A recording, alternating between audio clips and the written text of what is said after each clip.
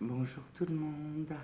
Aujourd'hui, je voudrais vous parler du symptôme et de la jouissance. Alors évidemment, il ne s'agit pas de jouissance sexuelle, euh, il s'agit de la jouissance de l'inconscient. En fait, le symptôme est l'expression d'un mécanisme de défense mis en place par l'inconscient pour que nous puissions euh, trouver des alternatives euh, quand on est conscient et se protéger en fait. Parce que en fait le symptôme est c'est un objet qui nous angoisse et le symptôme est l'expression d'un détournement. On ne, on n'est jamais face à ce qui nous traumatise, ce qui nous choque, ce qui nous violente. On est toujours protégé par la censure psychique et l'inconscient met en place dans ce cas-là un symptôme. Lacan disait à ce propos, quand vous évacuez un symptôme, il est remplacé par un autre. Bon, moi j'ai évacué mon symptôme phobique. Euh, quel est le symptôme suivant qui va apparaître, puisqu'il y en a toujours un qui remplace l'autre. Je me demande si c'est pas YouTube,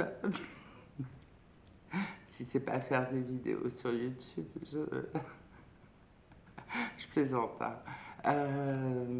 Mais en tout cas, voilà. Et le symptôme fait jouir l'inconscient. Pourquoi? Alors, c'est pas la jouissance de l'acte sexuel, c'est la jouissance.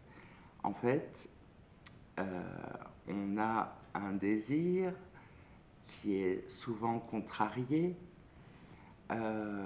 et qui reste à l'état de fantasme, sont des choses que met en place l'inconscient pour qu'on garde quand même une espèce de joie de vivre, parce qu'on a de l'espoir pour obtenir ça, pour avoir ça. Et bien sûr, le symptôme vient euh, faire jouir l'inconscient dans le sens où il vient nous expliquer que ça, c'est pas le réel. C'est ça qui fait jouir l'inconscient. C'est que le symptôme, c'est du. On n'est pas dans le réel, on est dans l'imaginaire avec le symptôme. C'est pas rationnel. Euh, un symptôme, je reprends la phobie, un symptôme phobique. Vous avez une névrose phobique, un symptôme phobique. Euh, vous avez peur des rats comme j'avais peur. Un petit machin de 100 grammes, ça ne va pas manger la grosse bête. Eh bien, cet irrationnel-là fait jouir l'inconscient. Alors, la jouissance, ça s'exprime aussi d'autres façons, pas qu'à travers le symptôme. Euh, la jouissance, c'est par exemple quelqu'un à qui vous dites une phrase euh,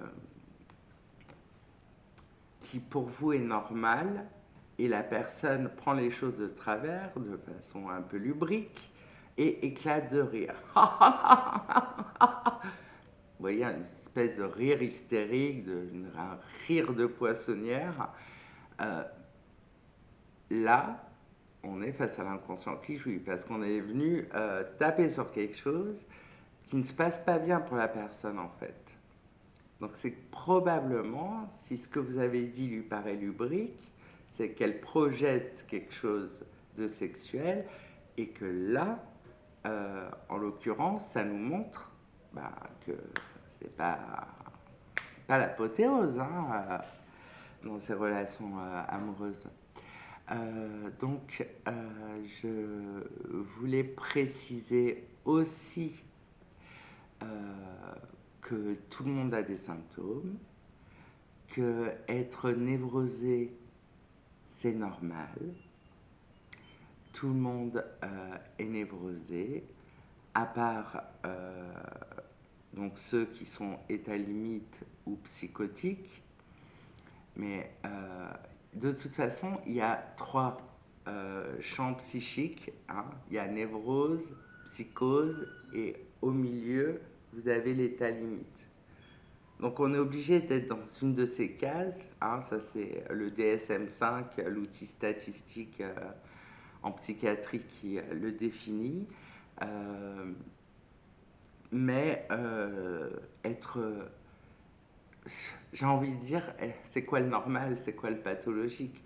Le normal, c'est être statistiquement dans la norme, mais ça veut rien dire. C'est surtout le pathologique. Quand vous êtes face à un psychotique, vous êtes face à de la souffrance, une souffrance extrême que vous n'imaginez pas. Entendre des voix, voir des choses qui n'existent pas, c'est une angoisse qui est permanente, c'est des choses qui arrivent jour et nuit.